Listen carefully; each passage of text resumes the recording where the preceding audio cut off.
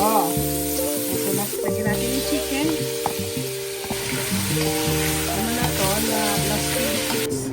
Kasi ilalagay ko dito sa chicken noodle soup na sopas sa malamig na panahon.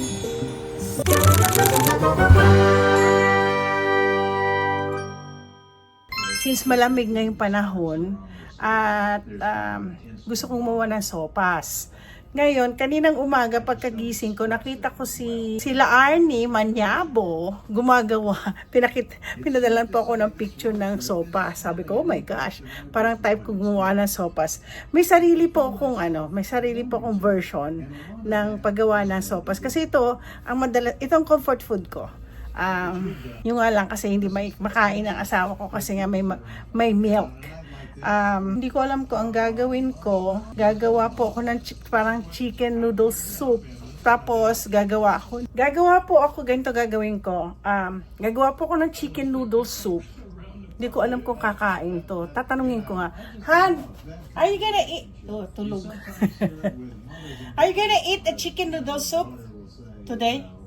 My best friend. I'm making a chicken noodle soup. When did you come out here? Okay. 21. Okay, gagawin ko dalawang klaseng soup. Isang chicken noodle soup at saka isang Filipino sopas. Para kay Gab, yung anak ni Lucci, kasi si Gab ngayon medyo may sakit, sinisipon pa rin hanggang ngayon. So tama-tama itong chicken noodle soup ko na to. Tama-tama kay Gab. Pero yung ipapasok ko na lang itong mga ito at saka yung milk. Ito ang aking soup. Soup. Ang soup ko, gagawa ko ng chicken noodle soup. Ito chicken, ito yung noodle. Lalagyan ko niyan at saka ito. And then, pag nahango ko na, i-add ko na lang ito, pati na ang ito. So, di ba? Para lahat masaya. Mag-ano tayo ng sibuyas. Yan natin sibuyas para sa aking sopas. Dahil malamig po ngayon. Tapos isama na natin ang bawang. Ay, sibuyas, sorry. Bawang pala yung una. Ngayon, sibuyas. Pagsamahin ko na lang po silang lahat.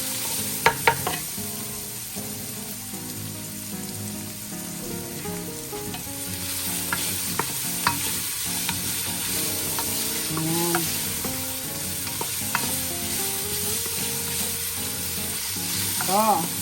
Ito na po. Madali lang po gawin itong sopas na to. Ayoko kasi sunugin yung mamaya meron akong dried na sibuyas. Ay na bawang. So, lagyan natin yung chicken. Lagyan yung chicken.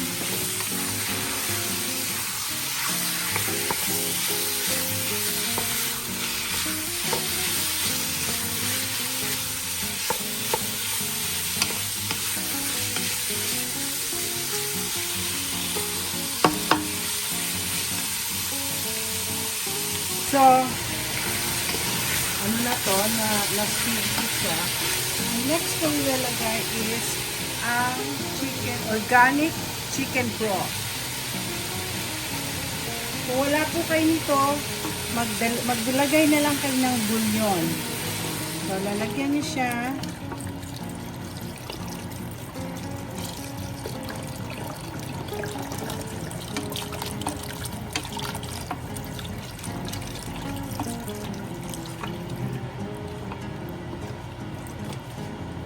Maglalagay po tayo ng tubig kasi kulang ang aking chicken broth. So, damihan natin yung sabaw kasi mag-ano pa ako ng So, dadagdag po ako ng sabaw kasi gagawin natin sabaw. Sabaw na sabaw. Tapos, dahil kahit may chicken broth na, ay maglalagay pa rin ako ng chicken bouillon. Chicken bouillon. Yan. Ngayon, close natin ulit ito para kumulo ng kumulo siya. Okay, kumukulo na ang ating chicken.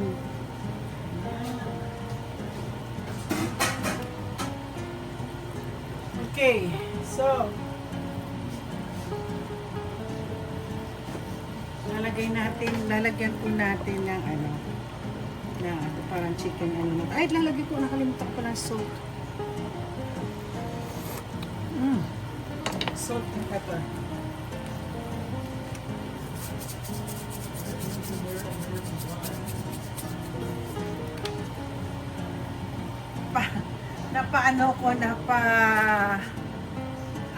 Kasi asawa ko, nakita niya kasi kanina, yun, nanonood kasi siya about Europe, nagpunta kami na doon sa, kasama si Prince William, tsaka yung traveler. Yung last na, nakalimutan ko, Hollywood Palace ba yun? Anyway, yun, nandun sila ngayon. Naglagay na po ako ng asin, at saka wala akong pepper. Ay, pepper ako pero okay lang naman siguro to. Konti lang, hindi naman masyado. So, ang gagawin ko next is maglalagay na po ako ng noodle soup. Ay, lalagay ko na ho lahat yan. Ayoko nang may tira-tira. So, paanihin ko muna yan. Padamihin ko yung chicken noodle soup na yan. Para, ito gagawin ko muna yung para sa asawa ko. Mamaya yung sopas ng Pilipinas. So, guys, andyan na po yung para sa chicken soup ni Lance. Ilalagay ko kasi mamaya para lunchtime siya. So, ito naman, gagawin ko na po yung Filipino sopas. Ayan. Ano yung Filipino sopas? Filipino sopas ay merong hotdog. Actually, nung college ako, this is what I call my comfort food. Tapos, ano pa po? Ang ebak. So, yan po ang ating Filipino sopas. Ganito yung binigay, ito nakita rin ni La Arnie Maniabo, shout out sa iyo. Thank you for reminding me. Gagawa nga ako. Ngayon masyadong malamig. Ayoko lumabas. Nag-live stream na lang kami sa church ngayon. Grabe, no? Pati kami apektado dito sa typhoon ng Philippines. Okay, guys. Ang sarap-sarap ng Hindi ko ilalagay lahat ng carrots. Kasi ilalagay ko din to sa chicken noodle soup ng aking asawa. Tapos, ilalagyan natin ng cabbage. Para maganda yan. Meron tayong vegetable. Ang chicken noodle soup ng asawa ko ay carrots lang. So, yan na po ang ating sabaw. O, diba?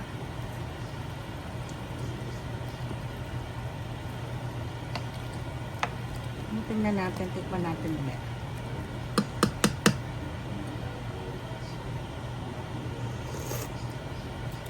Ay, sarap. Yan ang namimiss ko talaga sa Pilipinas din. Yung sopas na ganito. Okay, pwede na po ako mag-sopas. Ang kulang sa akin, patis. Nalagyan po natin ng patis to. Okay, tama. Ay, 10:41 pa lang. Nakaluto na ako ng lunch. So, ito na po ang aking sopas sa malamig na panahon, sa typhoon sa Philippines. Para kay Gab to, ito, naku, dami kakainin ni Dap. Araw-araw, nakaganito siyang sopas. Mas masarap pala pag meron pang tawag nito, patis. So, ipiprito ko na itong aking meatloaf. Pero para siyang, ay meatloaf nga, luncheon meat daw. Luncheon meat. Aray ko. Ano pa? Okay. Harap. Oo. Ito na po ang ating luncheon meat. Parang mo mas maganda yung ginawa ng iba. Mukhang hindi maganda para siyang naging meatloaf para sa akin. Ay, kailangan practicing ko pa siya. Dapat po, ano daw siya, yung manipis na manipis. Eh, manipis na po ito eh. Ano kayang diferensya nito? Well, anyway, nakaluto na rin ako. Ipiprito ko lang po siya. At ito na pong lunch ko. Magla-lunch ako ng 10:40 sa mga 11 o'clock. Aga ko mag-ano. So don't forget to like and subscribe sa aking meatloaf kuno. Hindi, luncheon meat kuno. Para sa sopas ko, of course, ayan yung pinirito ko. Yan ang magiging lunch ko ngayon. Ako po ay magla-lunch. So, isang sopas at isang, ginaya ko lang yung luncheon meat, pero naging parang siyang meatloaf. So, anyway, masarap naman. Ayun ko, perfect ko to. So, pipicturean ko muna itong aking pagkain para sa aking thumbnail.